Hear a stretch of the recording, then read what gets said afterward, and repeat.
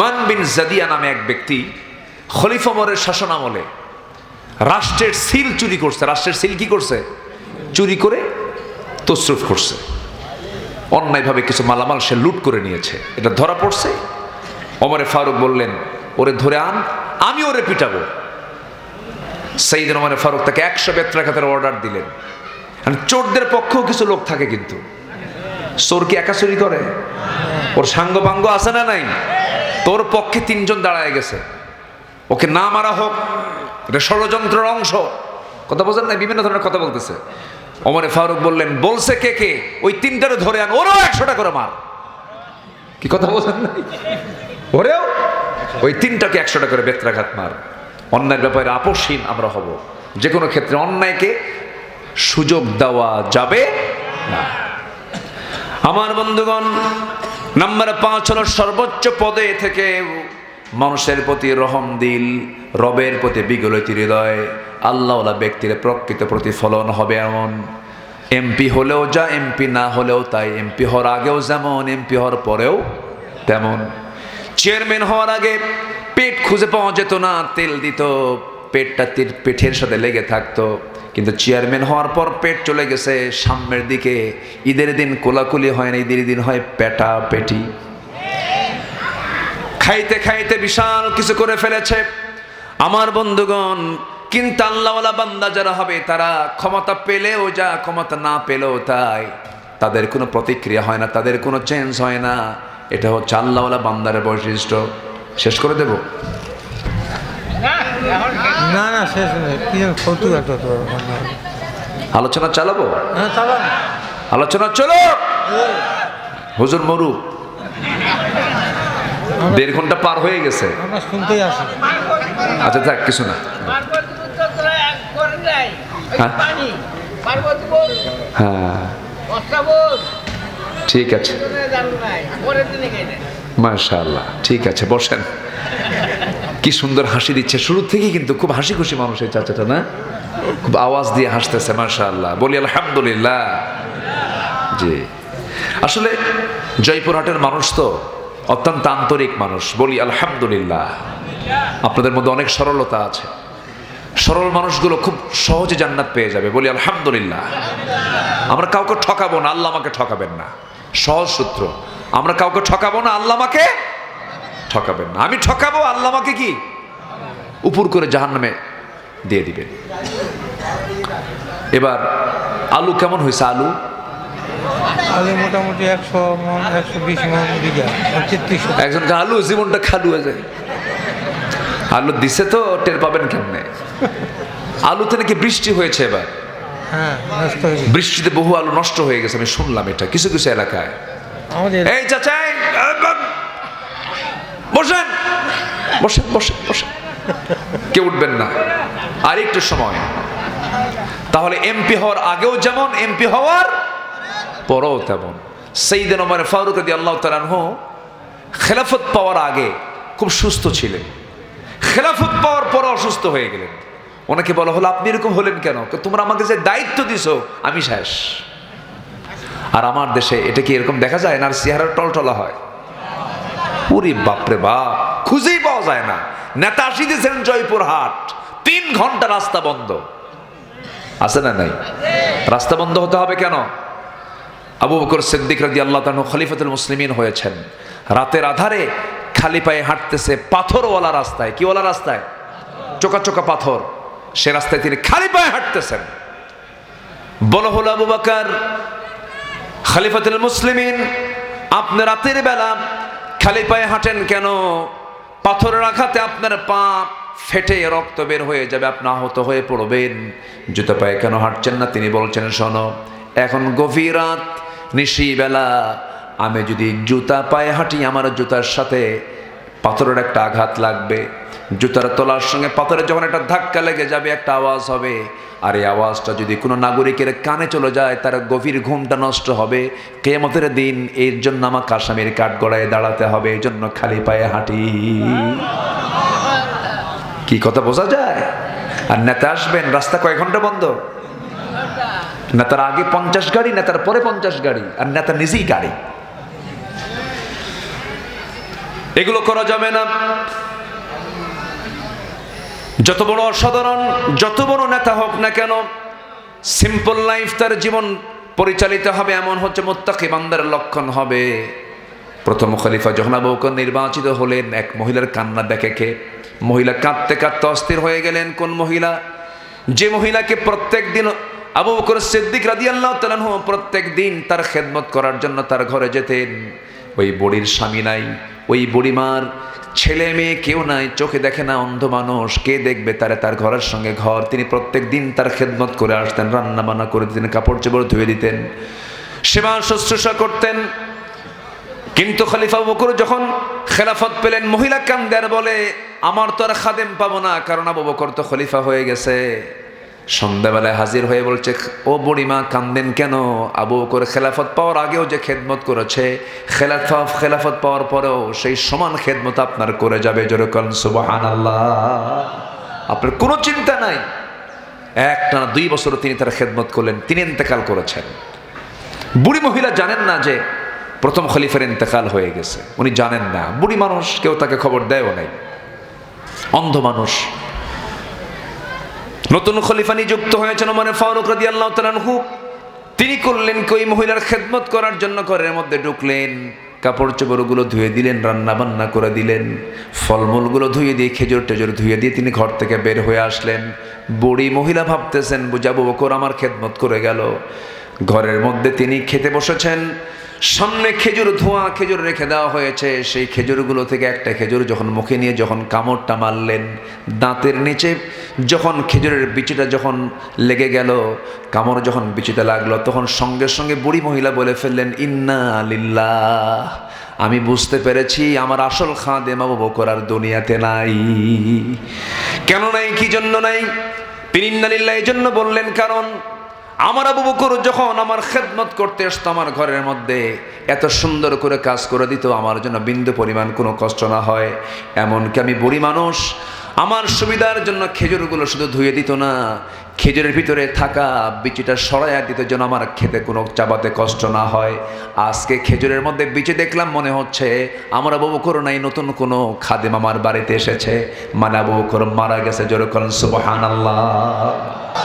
আমার বন্ধুগণ, রাত যত গভীর হয়ে যায়, সব মানুষ ঘুমিয়ে পড়ে, কিন্তু আল্লাহওয়ালা মানুষ তার চোখ তো খুলতে থাকে, মনে মনে চিন্তা করে, নামাজে কখন দাঁড়াবো, আল্লাহর সঙ্গে কখন মোহাব্বত নিয়ে আল্লাহর সামনে দাঁড়িয়ে যাব। আপনি কি জানেন, আমার আল্লাহ 24 ঘন্টা সব সময় আপনাকে মাফ করার জন্য আসেন না।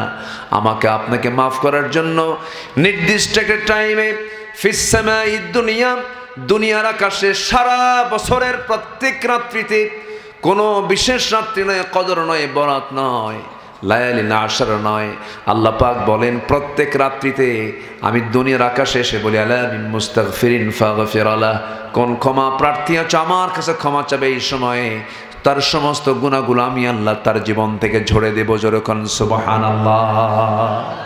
শেষ রাত্রে আল্লাহ তাআলা দুনিয়ার আকাশে আসেন। আর আমার দেশের মানুষ এখন ইদানিং দেখা যায় সারা রাত জেগে থেকে শেষ রাত্রের দিকে ঘুমাতে যায় কুত্তার মতো। কি ভাষায় বলবো আর? না, ঠিক আছে। আসতে কোন কেন আছে না নাই? কুকুর ঘুমায় কি রাতে না দিনে? বলেন বলেন। দিনে ঘুমায় আর রাতে জেগে থাকে, সারাদিন হাই তোলে। সারাদিন কি তোলে? হাই তোলে আর ঝিমায়। কুকুরের কাজ হলো রাত জাগা আর দিনে হলো ঘুম পাড়া। আমার দেশের কিছু না, এখন ম্যাক্সিমাম মানুষের লাইফ স্টাইল হলো রাত জেগে থাকা আর দিনের বেলা ঘুম পাড়া।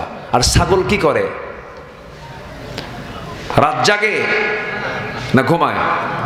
ছাগল কখন ঘুমাতে যায় বলেন? 3টার দিকে। ছাগল সন্ধ্যার দিকে, অন্ধকার হওয়ার সাথে সাথেই ছাগল তার ঘরের মধ্যে চলে যায়। আপনি কি জানেন, আপনি যদি প্রতিদিন সূর্য ওঠার আগে না উঠতে পারেন, আপনি যদি পাখির আগে যদি না জাগতে পারেন, আপনার জীবনটা ব্যর্থ, আপনি পরাজিত, আপনি কোনোদিন সাকসেস হতে পারবেন না। পাখির আগে জাগতে হবে, সূর্যের আগে উঠতে হবে। সূর্য আগে উঠবে না বান্দা আগে উঠবে? বলেন বলেন বলেন বলেন। কি সূর্যের হাসি আগে, সূর্যের হাসি আমাকে দেখবে না আমি সূর্যের হাসি দেখব? আমি সূর্যের হাসি দেখব, আমাকে আগে উঠতে হবে। তাহলে সূর্য ওঠার আগে এবং পাখি জাগার আগে আমাকে জাগতে হবে, সূর্য ওঠার আগে আমাকে উঠতে হবে, তাহলে আমি থাকবো আশরাফুল মাখলুকাত। সবাই কি নামাজ পড়তে রাজি আছেন? কয় ওয়াক্ত নামাজ? 5 ওয়াক্ত নামাজ। আমার বন্ধুগণ কান লাগান, মনোযোগ দিয়ে কথাগুলো শুনি। 1 নাম্বার হলো আল্লাহওয়ালা বান্দার লক্ষণ হলো সে আল্লাহকে না দেখে বিশ্বাস করে, আল্লাহকে না দেখি সে ভয় করে। ইমাম শাফিঈর কথা মনে হয়ে গেল। বড় ইমাম হলো 4 জন। কয়জন? 4 জন। বড় ইমামের একজন বড় ইমাম হচ্ছেন ইমাম শাফিঈ রাহমাহুল্লাহ। খুব বড় আল্লাহওয়ালা ছিলেন। ছোট্ট মানুষ, মাত্র 7 বছর বয়স। ছাত্র জীবন চলছিল তার। ওস্তাজ রুমের মধ্যে সে ক্লাসে এসে সবার হাতে হাতে একটা করে খোরমা দিলেন। সব ছাত্র, তোমরা তোমাদের নিজের দায়িত্বে খোরমাগুলো লুকায় রাখবা, যেন কোনো ক্রমেই সেই খোরমাগুলো বের না করা যায়। অত্যন্ত গোপনীয়তা রক্ষা করে তোমরা খোরমাটা লুকায় রাখো। ওস্তাজ এই দায়িত্ব দিয়ে তিনি ক্লাস থেকে চলে গেলেন। পরের দিন ওস্তাদ চলে এসে সব ছাত্রকে লক্ষ্য করে বললেন, তোমরা তোমাদের সেই খোরমাগুলো আমি যে দিয়েছিলাম কোথায় লুকায় রেখেছ? সবাই বলছে, আমরা এমন জায়গায় লুকায় রেখেছি পৃথিবীর কেউ সেখান থেকে বের করতে পারবে না। কে কে লুকায় রেখেছ? হাত তোলো। সবার হাত উপর দিকে উঠলো, কিন্তু একজন ছাত্রের হাত উপরের দিকে ওঠে নাই। তার নাম হচ্ছে ইমাম শাফিঈ রাহিমাহুল্লাহ। যখন বলা হলো, শাফিঈ তোমার হাতটা তুমি তুললে না কেন? তুমি কি খোরমাটা লুকায় রাখো নাই? সঙ্গে সঙ্গে শাফিঈ বলছেন, ওস্তাদ আপনি আমাকে এই দায়িত্ব দেওয়ার পর থেকে এই সময় পর্যন্ত আমার ঘুম আসতেছে না, কারণ আপনি আমাকে যে দায়িত্বটা দিয়েছেন, কিন্তু আমি দায়িত্ব পালন করতে যাব কেমনে? কারণ এই খোরমা রাখবো কোথায় যে জায়গায় আমার আল্লাহর নজর নাই? জরকান সুবহানাল্লাহ। আমি রাখার কোনো জায়গা পেলাম না। সব জায়গাতে আমার আল্লাহর দৃষ্টিগোচর। আল্লাহ সব কিছু দেখেন, আলো দেখেন, অন্ধকার দেখেন, গোপন দেখেন, প্রকাশ্য দেখেন। এই জন্য আমি কোথাও না রেখে এই খোরমাটা আমি আমার হাতের মধ্যে রেখে দিয়েছি। ইমাম শাফিঈ বুকের মধ্যে জড়িয়ে ধরে বলছেন, পরীক্ষায় পাস তো কেউ করে নাই বাবা, তুমি শাফিঈ পরীক্ষায় 5 নাম্বার তুলেছ। জোরে বলুন সুবহানাল্লাহ। আমার বন্ধুগণ, আল্লাহকে খুব কাছে নিতে হবে, আল্লাহকে রাজ সাক্ষী বানাতে হবে। আল্লাহকে যদি রাজ সাক্ষী বানায় নেই, আমার দ্বারা কোনো অপকর্ম কোনোদিন হতে পারে না, আমি কোনোদিন কোনো হারাম কাজ করতে পারবো না, আমি কোনোদিন কোনো প্রকার গুনার দিকেও যেতে পারবো না, আমি একজন পরনারীর দিকে তাকাতে পারবো না। পরনারীর দিকে তাকাবো আমি, আর আমার দিকে তাকায় থাকবেন কে? আসতে বলবেন না, কে কে কে? আল্লাহ আছেন না নাই? আল্লাহ দেখেন কি দেখেন না? শোনেন কি শোনেন না? বোঝেন কি বোঝেন না? সব জানেন, বুঝেন, দেখেন, শোনেন। সম্মানিত ভাইয়েরা, নাম্বার 2 হচ্ছে হালাল এবং হারামের সূক্ষ্ম সীমারেখা রক্ষা করে চলা। এটা একজন আল্লাহওয়ালার অন্যতম বৈশিষ্ট্য, তার রূপ। সে হালালকে গ্রহণ করবে, হারামকে সে বর্জন করবে, সে হারামের দিকে যাবেই না। জমির আইলে সে কোদাল মারবেই না। কিন্তু কিছু কিছু সমাজের লোক আছে, জমির আইলের কাছে গেলেই কোদালের মাথা খারাপ। কোদালের মাথা খারাপ কার? কোদালওয়ালা। কোদালওয়ালা। জমির আইল খুঁজে পাওয়া যায় না, এত চিকন, পুলসিরাত ফেল। আছে কি না? দরকার কি আপনার ওই জায়গায় কোদাল মারার? আইল তো হয়ে আছে একটা, এটা চড়া হোক, একটা 1 ফিট হোক, নয় 1.5 ফিট হোক। 1.5 ফিট আইল থাকলে হাঁটতেও পারবেন, চলতেও পারবেন, ধানটা মাঠে কাঁধে বহন করে নিয়ে আসতেও পারবেন, কত সুবিধা। কিন্তু কোদালের কি যে মাথা খারাপ হয়, ওই আইলের কাছে গেলেই, মানে আইলের এক পাশের জমিওয়ালা সেভাবে যদি 1 লাইন ধানটা বেশি লাগানোই যায়, কি কথা কি বুঝতেছেন আপনি? আমার কথা বোঝা যাচ্ছে তো নাকি? যদি লাগানোই যায়, করে কি কোদাল আর সোজা মারে না, কোদাল কি মারে? বাঁকা করে মারে। বাঁকা করে মারলে জমি তো 8 ইঞ্চি নাই, কয় ইঞ্চি নাই? 8 ইঞ্চি নাই, আধা হাত নাই। বিঘত, 1 বিঘত, হাদিসে কিন্তু আসছে 1 বিঘত শব্দটা বলতেছি। এদিকে 1 বিঘত মেরে দিয়েছে, তাহলে 2 ফিটের ভিতরে যদি 9 ইঞ্চি চলে যায়, তাহলে চলে গেল হলো প্রায় কি 1.25 ফিট। ওই জমিওয়ালা, পাশের জমিওয়ালা চিন্তা করলো, ও তো 9 ইঞ্চি মারলো, আমি আরেকটু কায়দ করে মারি। ও মারলো 12 ইঞ্চি। কয় ইঞ্চি? 12 ইঞ্চি। তাহলে 12 ইঞ্চি আর 9 ইঞ্চি প্রায় আইল তো নাই বললেই চলে। কি দরকার? যে ব্যক্তি 1 বিঘত পরিমাণ জায়গা কারো থেকে জোরপূর্বক নেবে, আল্লাহ পাক কিয়ামতের দিন তার মাথার উপরে 7 তবক আসমান জমিন তার মাথার উপরে চাপায় দিবে। জোর করে নাউজুবিল্লাহ। তাহলে এরকম পাবলিক কি মনে হয় 5 বিবি নাই? আসতে বলবেন না, আছে না নাই? হাজি 36 বার হজ করছে। কয়বার? 36 বার। রসুল করছেন 1 বার। রসুল করছেন কয়বার? আর হাজি করছে কয়বার? 36 বার। কয়বার? 36 বার হজ করে আর আসে আর বলে, জানো এই হাত 36 বার কাবা শরীফ ধরছে, সাবধানে কথা কও। এই আছে না নাই? বলেন তো, আছে না নাই? রসুল হজ করছেন কয়বার? 1 বার। আর এই হাজি 36 বার হজ করে, প্রত্যেকবার হজ করে সেই বলে, সাবধানে কথা বলবা, এই হাতের ব্যাপারে বেয়াদবি করবা না। 36 বার। আছে না? আছে না? আল্লাযীনা হুম ইউরাউন, যারা লোক দেখানো ইবাদত করবে তাদের ধ্বংস হোক। কে বলেছেন?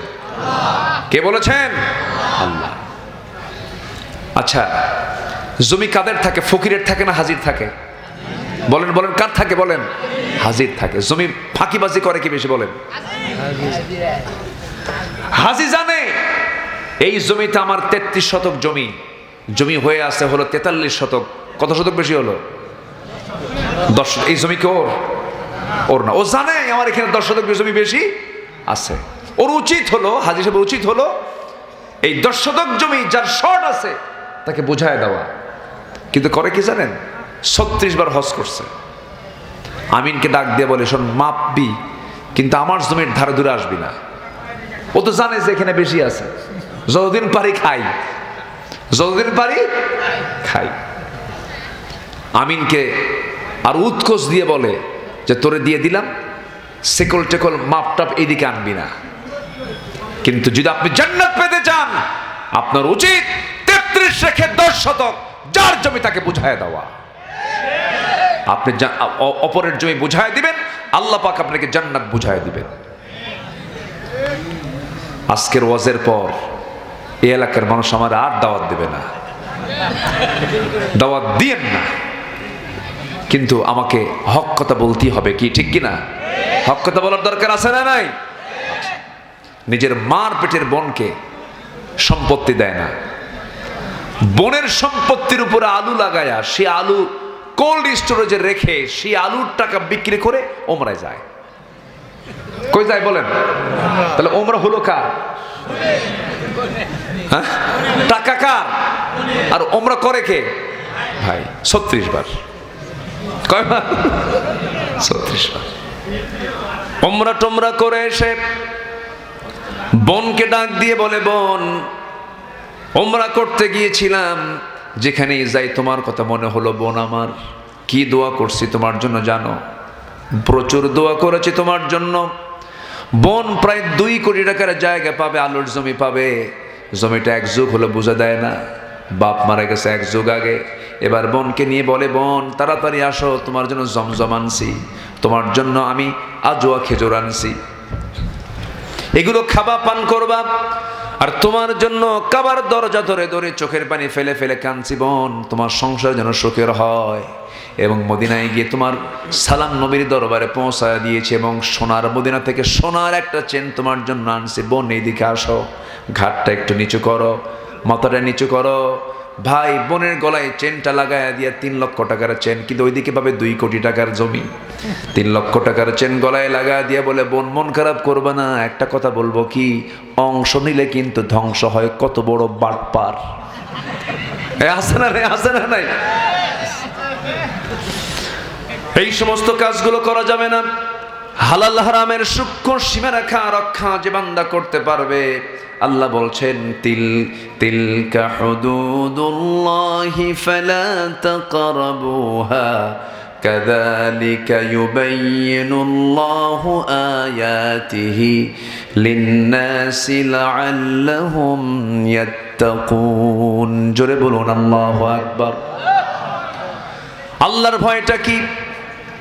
ছোট্ট একটা ইতিহাস আরেকটা মনে পড়ে গেল, একজন বিচারকের কথা মনে পড়লো। আখেরাতের ভয়টা কি? আখেরাতের চিন্তাটা মানুষের ভিতরে আসলে মানুষ কেমন হতে পারে দেখেন। সিরিয়া নামক একটা দেশ আছে না, সিরিয়া। এই সিরিয়া দেশের রাকা নামক একটা শহর আছে, যে শহরের মেয়র আছে, প্রশাসক আছে, বিচারক আছে, বিচারক নাই। খলিফা হারুন রশিদ করলেন কি, বিচারক একজন নতুন নিয়োগ দিয়ে দিলেন। বিচারক চলে গেছে বিচার করতে, বিচারালয়ে বসে আছে। একটা মামলা জমা হয়েছে কোর্টে, সে মামলাটা হলো মহিলার বিরুদ্ধে। একটা বৃদ্ধা নারী চুরি করে ধরা পড়েছে, তাকে কোর্টে হাজির করা হয়েছে। বয়স্ক নারী চুরি করে ধরা পড়ার পরে তাকে যখন বলা হলো আপনি চুরি করেছেন, কি চুরি করেছেন? খাদ্য চুরি করেছে। কেন চুরি করলেন? ক্ষুধার যন্ত্রণা সহ্য করতে না পেরে, অভাবের কারণে চুরি করতে বাধ্য হয়েছি। এবার ওই বিচারক করলেন কি, আদালত তো অবশ্যই চোরের বিরুদ্ধে রায় দেবে। আদালত বলে দিল যেহেতু তিনি অবলীলায় স্বীকার করে নিয়েছেন, তার হাত কাটা হবে না, কিন্তু তার শাস্তি হলো 50 পেত্রাঘাত তাকে মারা হবে, আর 500 দিরহাম জরিমানা তার বিরুদ্ধে করা হলো। এই রায়টা দিয়া বিচারপতি বিচারকের চেয়ার থেকে আস্তে করে বাইরে নেমে এসে তিনি এবার ব্রিফ করছেন, শোনো, এই যে আমি রায়টা দিলাম, আমি তো রায় দেই নাই, এই রায়টা দিয়েছে আদালতের চেয়ারে বসা ব্যক্তি, আমি সেটার দায়িত্ব পালন করেছি মাত্র, কিন্তু যে রায়টা আমি দিয়ে দিলাম 50টা বেত্রাঘাত মারা হবে, 50টা বেত্রাঘাতের একটা ঘাত ওই মহিলার গায়ে দেওয়া যাবে না, হাতে দেওয়া যাবে না। এর 20টা বেত্রাঘাত তোমরা আমার 2 হাতে আগে মারো। সুবহানাল্লাহ বলবেন না? আমার 2 হাতে আগে মারো। মারতে আসলো একজন, বিচারক বলছেন তুমি যে আমার হাতে মারবে, কি মনে করে মারবে? আল্লাহর কসম করে বলি, আমাকে বিচারক মনে করে মানলে পরে হক আদায় হবে না, আমাকে চোর মনে করে মারতে হবে।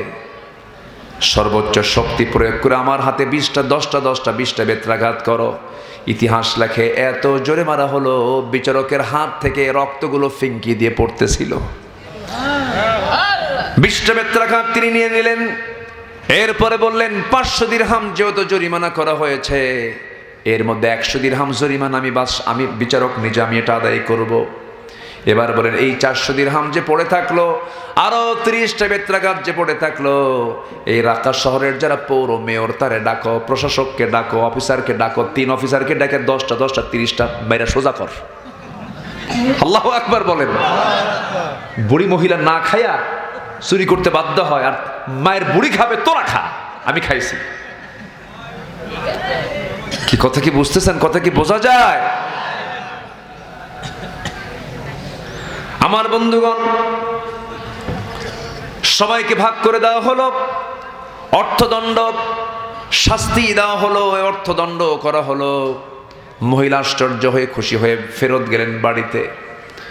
মাসখানেক পর খলিফা হারুন ওই মহিলাকে ডেকে বসেছেন। মহিলা কাঁদতে কাঁদতে অস্থির, আহারে কি যেন শাস্তি হয় আমার।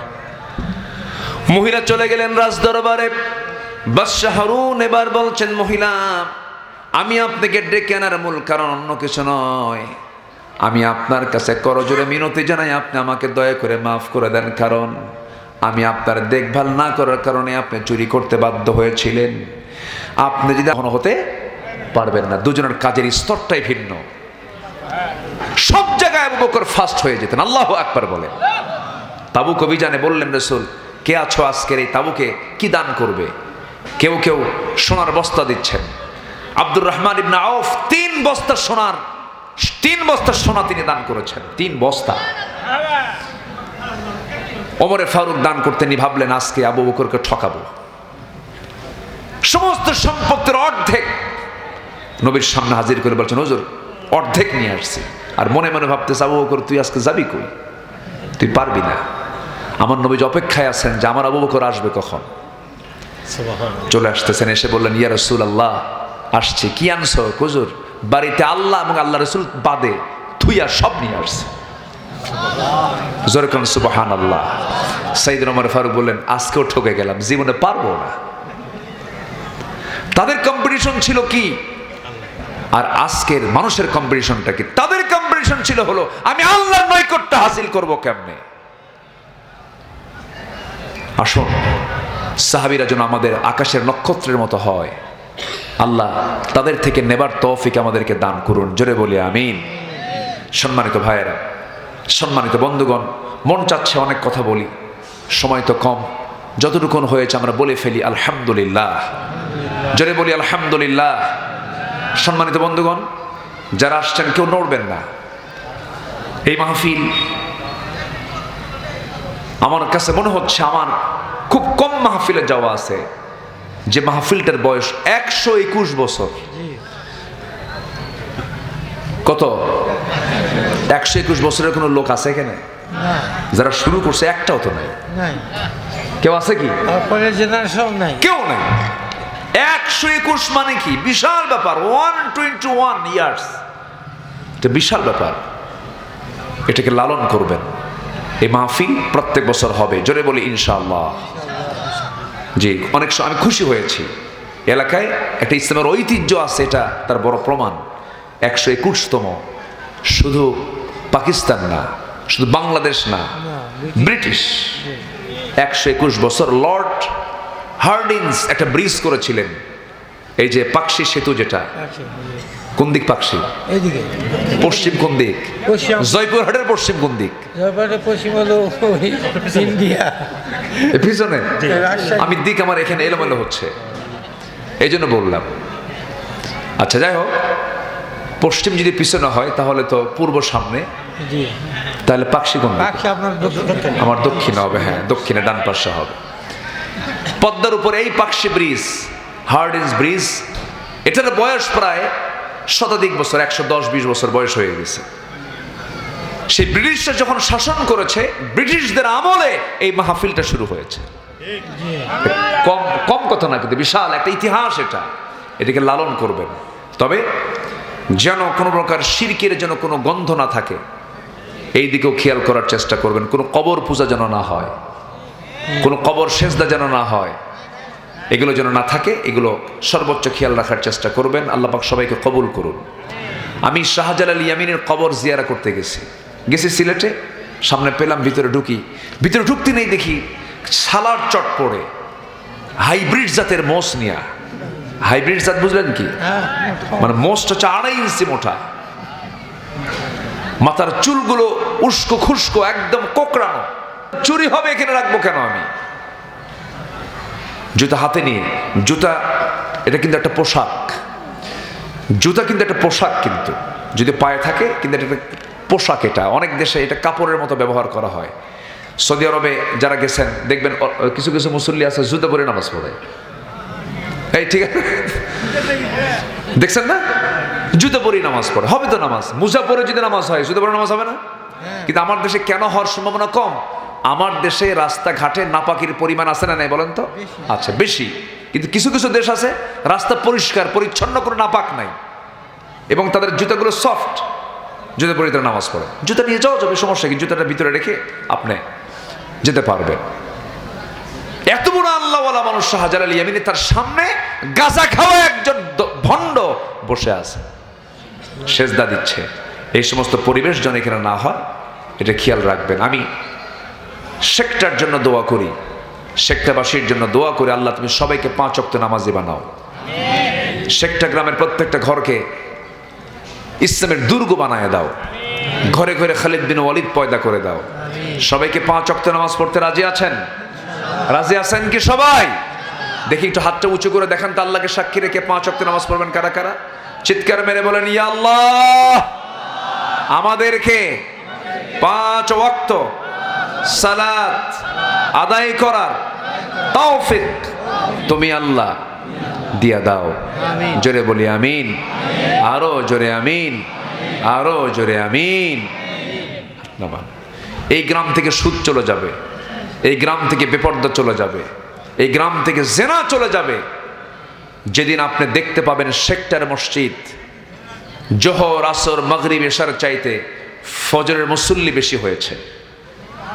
আমার কথা কি বুঝতেছেন আপনারা? মুসল্লি কোন ওয়াক্তের বেশি হতে হবে মসজিদে বলেন? আরো জোরে বলেন, আরো জোরে বলেন। ফজরের মুসল্লি যে গ্রামে বেশি সেই গ্রামের রহমত বেশি। কিন্তু ম্যাক্সিমাম মসজিদে সবচেয়ে কম মুসল্লি কোন ওয়াক্তে? ফজরে। 5 জন মুসল্লি পাওয়া যায় শীতের রাত্রিতে, এর মধ্যে একজন ইমাম আর একজন মুয়াজ্জিন। চাকরি না থাকলে ওই দুটো থাকতো না।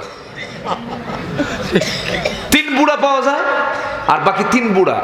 যখন বলে চাচা আপনি বুড়া মানুষ, আপনি কেন মসজিদে আসছেন? আমাদের মাহাজন না আসলেও তো হতো। ওকে বাবা বুড়ি বেছে নেই, বুড়ি থাকলে আমরা আসতাম না। আজকে আমাকে দুনিয়াতে না মাফ করেন, কিয়ামতের দিন আল্লাহ পাক আমাকে উপর করে জাহান্নামে ফেলে দিবে। আল্লাহ তুমি এমন শাসক আমার দেশে দিয়ে দাও। এটা আস্তে কন আমিন, এটা জোরে বলি আল্লাহুম্মা আমিন। আল্লাহর কসম করে বলি, গোটা পৃথিবীর কোথাও মানবতার জন্য কোনো কিছুর অভাব আল্লাহ পাক রাখেননি। কোনো খাদ্যের সংকট নেই, কোনো কিছুর সংকট নেই, সব আল্লাহ পাক দিয়ে দিয়েছেন 16 আনা। কিন্তু সংকট হলো খাদ্যের না বন্টনের? বলেন তো, বলেন কিসের কিসের কিসের? খাদ্যের সংকট নয়, বন্টনের সংকট। সম্মানিত ভাইয়েরা, এই জন্য আমার দ্বারা যেন কোনো ক্ষতি না হয় এই বিষয়টা আমরা লক্ষ্য করার চেষ্টা করব। জোরে বলি ইনশাআল্লাহ। আমার বন্ধুগণ, নাম্বার 3 হলো জীবনের সকল ক্ষেত্রে সততা, সত্যবাদিতা নিয়ে আমরা চলবো। কখনো মিথ্যার আশ্রয় নেব না, মিথ্যা কথা বলবো না, মিথ্যা সাক্ষী দেব না, মিথ্যার পক্ষে কোনোদিন কথাও বলবো না। মিথ্যা নিয়ে যারা চলাচল করবে তাদের সঙ্গে আমরা সম্পর্ক রাখবো না। আল্লাহ রাব্বুল আলামিন বলছেন এমনটা যদি করতে পারো, আল্লাহ রাব্বুল আলামিন বলছেন ওয়া মাইয়ুতিইল্লাহা ওয়া রাসূলাহু ফাকাদ ফাযা ফাওজান আযীমা ওয়া কুলু কাওলান সাদীদা। জোরে বলুন আল্লাহু আকবার, আরো জোরে আল্লাহু আকবার। আমার বন্ধুগণ, সরল হতে হবে। ব্যবসা করবেন না কেন, কিন্তু স্টক বিজনেস করতে গিয়ে খাদ্যের সংকট তৈরি করলেন, আপনি জালিম হয়ে যাবেন। এমন ব্যবসায়ী আছে না নাই? জয়পুরহাটেও আছে না নাই? বলেন আছে না নাই? হিলিতে আছে না নাই? দিনাজপুরে আছে না নাই? স্টক বিজনেস আপনি করবেন, কিন্তু প্রধান খাদ্য শস্যের ব্যাপারে সতর্ক থাকতে হবে, জ্বালানির ব্যাপারে সতর্ক থাকতে হবে। আমার বন্ধুগণ, এক ফিলিং স্টেশনের মালিক, পাম্পের মালিক আমাকে বলতেছে, হুজুর আমি 1 সপ্তাহে যে পরিমাণ তেল বিক্রি করলাম, আমার জীবনে পাম্পারি দেশ এমন তেল আমি কোনোদিন বিক্রি করি নাই, তাও সংকট। কি কথা কি বুঝতেছেন?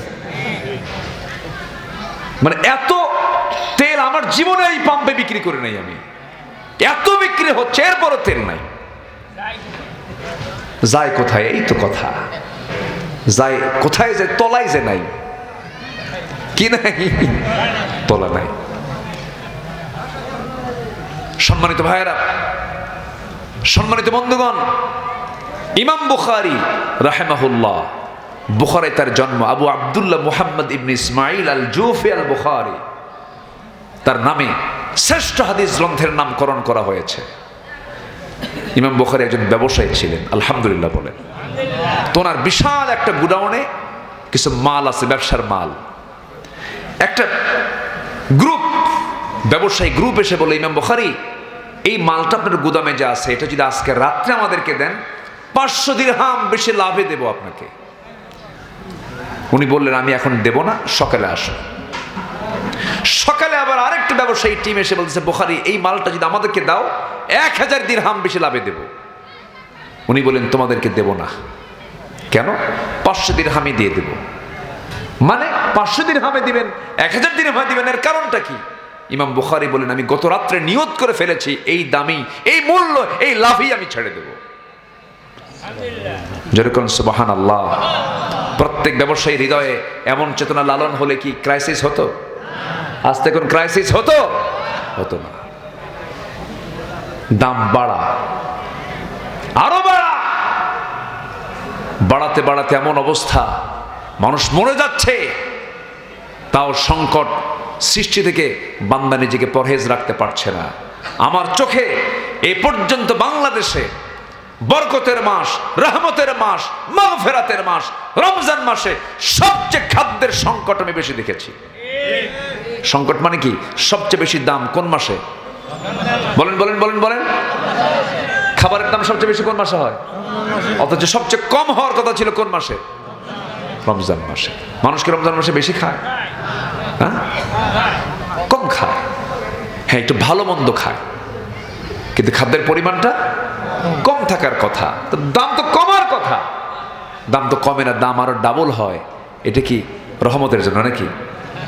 আস্তে খায়, এটা কি রহমতের জন্য দাম বাড়ে? সম্মানিত ভাইয়েরা, তাহলে আমরা সততা নিয়ে, সরলতা নিয়ে চলবো, সংকট সৃষ্টি করবো না। এটা আল্লাহওয়ালা বান্দাদের বৈশিষ্ট্য, এগুলো নয়। অন্যায়ের ব্যাপারে আমরা আপোষহীন হব। অন্যায় দেখব, সহ্য করা যাবে না। অন্যায় করবো না, অন্যায় সহ্য করতে পারবো না। মান বিন জাদিয়া নামে এক ব্যক্তি খলিফা ওমরের শাসন আমলে রাষ্ট্রের সিল চুরি করছে। রাষ্ট্রের সিল কি করছে? চুরি করে তসরুফ করছে। অন্যায়ভাবে কিছু মালামাল সে লুট করে নিয়েছে। এটা ধরা পড়ছে। ওমরে ফারুক বললেন, ওরে ধরে আন, আমি ওরে পিটাবো। সাইয়েদনা ওমরে ফারুক তাকে 100 বেত্রাঘাতের অর্ডার দিলেন। চোরদের পক্ষেও কিছু লোক থাকে, কিন্তু চোর কি একা চুরি করে? ওর সাঙ্গ পাঙ্গ আছে না নাই? তোর পক্ষে 3 জন দাঁড়ায় গেছে, ওকে না মারা হোক, এটা ষড়যন্ত্রের অংশ। কথা বোঝেন না? বিভিন্ন ধরনের কথা বলতেছে। ওমরে ফারুক বললেন, বলছে কে কে? ওই 3টারে ধরে আন, ওরাও 100টা করে মার। কি কথা বোঝেন নাই? ওরেও ওই 3টাকে 100টা করে বেত্রাঘাত মার। অন্যায়ের ব্যাপারে আপোষহীন আমরা হব। যে কোনো ক্ষেত্রে অন্যায়কে সুযোগ দেওয়া যাবে না। আমার বন্ধুগণ, নাম্বার 5 হলো সর্বোচ্চ পদে থেকে মানুষের প্রতি রহম দিল, রবের প্রতি বিগলিত হৃদয়। আল্লাহওয়ালা ব্যক্তির প্রকৃত প্রতিফলন হবে এমন। এমপি হলেও যা, এমপি না হলেও তাই। এমপি হওয়ার আগেও যেমন, এমপি হওয়ার পরেও তেমন। চেয়ারম্যান হওয়ার আগে পেট খুঁজে পাওয়া যেত না, তেল দিত, পেটটা পেটের সাথে লেগে থাকতো। কিন্তু চেয়ারম্যান হওয়ার পর পেট চলে গেছে সামনের দিকে।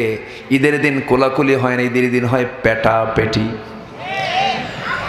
খাইতে খাইতে বিশাল কিছু করে ফেলেছে আমার বন্ধুগণ। কিন্তু আল্লাহওয়ালা বান্দা যারা হবে, তারা ক্ষমতা পেলেও যা, ক্ষমতা না পেলেও তাই। তাদের কোনো প্রতিক্রিয়া হয় না, তাদের কোনো চেঞ্জ হয় না। এটা হচ্ছে আল্লাহওয়ালা বান্দার বৈশিষ্ট্য। শেষ করে দেব? না না, শেষ নেই। কি কৌতুক এত তো আলোচনা চালাবো? হ্যাঁ, চালান। আলোচনা চলো। হুজুর মরু, 1.5 ঘন্টা পার হয়ে গেছে। আমরা শুনতেই আসি। আচ্ছা থাক, কিছু না। হ্যাঁ হ্যাঁ, ঠিক আছে, মাশাআল্লাহ, ঠিক আছে, বসেন। কি সুন্দর হাসি দিচ্ছে শুরু থেকেই, কিন্তু খুব হাসি খুশি মানুষ এই চাচাটা, না? খুব আওয়াজ দিয়ে হাসতেছে, মাশাআল্লাহ। বলি আলহামদুলিল্লাহ। জি, আসলে জয়পুরহাটের মানুষ তো অত্যন্ত আন্তরিক মানুষ। বলি আলহামদুলিল্লাহ। আপনাদের মধ্যে অনেক সরলতা আছে। সরল মানুষগুলো খুব সহজে জান্নাত পেয়ে যাবে। বলি আলহামদুলিল্লাহ। আমরা কাউকে ঠকাবো না, আল্লাহ আমাকে ঠকাবেন না। সহজ সূত্র, আমরা কাউকে ঠকাবো না, আল্লাহ আমাকে ঠকাবেন না। আমি ঠকাবো, আল্লাহ আমাকে কি উপর করে জাহান্নামে দিয়ে দিবেন। এবার আলু কেমন হয়েছে? আলু আলু মোটামুটি 100 মন, 120 মন বিঘা, 3300। একজনকে আলু জীবনটা খালু হয়ে যায়। আলু দিছে তো টের পাবেন কেমনে? আলুতে নাকি বৃষ্টি হয়েছে এবার। হ্যাঁ, নষ্ট হয়ে গেছে। বৃষ্টিতে বহু আলু নষ্ট হয়ে গেছে, আমি শুনলাম এটা কিছু কিছু এলাকায়। আমাদের এই চাচা, বসেন বসেন বসেন বসেন, কেউ উঠবেন না আর একটু সময়। তাহলে এমপি হওয়ার আগেও যেমন, এমপি হওয়ার পরেও তেমন। সাইয়েদনা ওমর ফারুক রাদিয়াল্লাহু তাআলা আনহু খেলাফত পাওয়ার আগে খুব সুস্থ ছিলেন, খেলাফত পাওয়ার পরে অসুস্থ হয়ে গেলেন। ওনাকে বলা হলো, আপনি এরকম হলেন কেন? তোমরা আমাকে যে দায়িত্ব দিছো, আমি শেষ।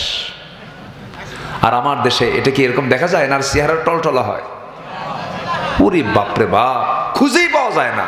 নেতা আসিতেছেন জয়পুরহাট, 3 ঘন্টা রাস্তা বন্ধ। আছে না নাই? রাস্তা বন্ধ হতে হবে কেন? আবু বকর সিদ্দিক রাদিয়াল্লাহু তাআলা খলিফাতুল মুসলিমিন হয়েছেন। রাতের আধারে খালি পায়ে হাঁটতেছে পাথরওয়ালা রাস্তায়। কিওয়ালা রাস্তায়? চোকা চোকা পাথর। সে রাস্তায় তিনি খালি পায়ে হাঁটতেছেন। বলা হলো, আবু বকর খলিফাতুল মুসলিমিন, আপনি রাতের বেলা খালি পায়ে হাঁটেন কেন? পাথরের আঘাতে আপনার পা ফেটে রক্ত বের হয়ে যাবে, আপনি আহত হয়ে পড়বেন। জুতো পায়ে কেন হাঁটছেন না? তিনি বলছেন, শোনো, এখন গভীর রাত, নিশি বেলা, আমি যদি জুতা পায়ে হাঁটি, আমার জুতার সাথে পাথরের একটা আঘাত লাগবে। জুতার তলার সঙ্গে পাথরের যখন একটা ধাক্কা লেগে যাবে, একটা আওয়াজ হবে, আর এই আওয়াজটা যদি কোনো নাগরিকের কানে চলে যায়, তার গভীর ঘুমটা নষ্ট হবে। কিয়ামতের দিন এর জন্য আমাকে আসামির কাঠগড়ায় দাঁড়াতে হবে, এই জন্য খালি পায়ে হাঁটি। কি কথা বোঝা যায়? আর নেতা আসবেন, রাস্তা কয়েক ঘন্টা বন্ধ। নেতার আগে 50 গাড়ি, নেতার পরে 50 গাড়ি, আর নেতা নিজেই গাড়ি। এগুলো করা যাবে না। যত বড় অসাধারণ, যত বড় নেতা হোক না কেন, সিম্পল লাইফ তার জীবন পরিচালিত হবে, এমন হচ্ছে মুত্তাকি বান্দার লক্ষণ হবে। প্রথম খলিফা যখন আবু বকর নির্বাচিত হলেন, এক মহিলার কান্না দেখে কে মহিলা কাঁদতে কাঁদতে অস্থির হয়ে গেলেন। কোন মহিলা? যে মহিলাকে প্রত্যেক দিন আবু বকর সিদ্দিক রাদিয়াল্লাহু তাআলা আনহু প্রত্যেক দিন তার খেদমত করার জন্য তার ঘরে যেতেন। ওই বুড়ির স্বামী নাই, ওই বুড়িমার ছেলে মেয়ে কেউ নাই, চোখে দেখে না, অন্ধ মানুষ, কে দেখবে তারে? তার ঘরের সঙ্গে ঘর। তিনি প্রত্যেক দিন তার খেদমত করে আসতেন, রান্না বান্না করে দিতেন, কাপড় চোপড় ধুয়ে দিতেন, সেবা শুশ্রূষা করতেন। কিন্তু খলিফা আবু বকর যখন খেলাফত পেলেন, মহিলা কান্দে আর বলে, আমার তো আর খাদেম পাবো না, কারণ আবু বকর তো খলিফা হয়ে গেছে। সন্ধ্যাবেলায় হাজির হয়ে বলছে, ও বুড়িমা কান্দেন কেন? আবু বকর খেলাফত পাওয়ার আগেও যে খেদমত করেছে, খেলাফত পাওয়ার পরেও সেই সমান খেদমত আপনার করে যাবে। জোরে বলেন সুবহানাল্লাহ। আপনার কোনো চিন্তা নাই। একটানা 2 বছর তিনি তার খেদমত করলেন, তিনি ইন্তেকাল করেছেন। বুড়ি মহিলা জানেন না যে প্রথম খলিফার ইন্তেকাল হয়ে গেছে, উনি জানেন না। বুড়ি মানুষ, কেউ তাকে খবর দেয়ও নাই, অন্ধ মানুষ। নতুন খলিফা নিযুক্ত হয়েছেন ওমর ফারুক রাদিয়াল্লাহু তাআলা আনহু। তিনি করলেন কি, ওই মহিলার খেদমত করার জন্য ঘরের মধ্যে ঢুকলেন, কাপড় চোপড়গুলো ধুয়ে দিলেন, রান্না বান্না করে দিলেন, ফলমূলগুলো ধুয়ে দিয়ে, খেজুর টেজুর ধুয়ে দিয়ে তিনি ঘর থেকে বের হয়ে আসলেন।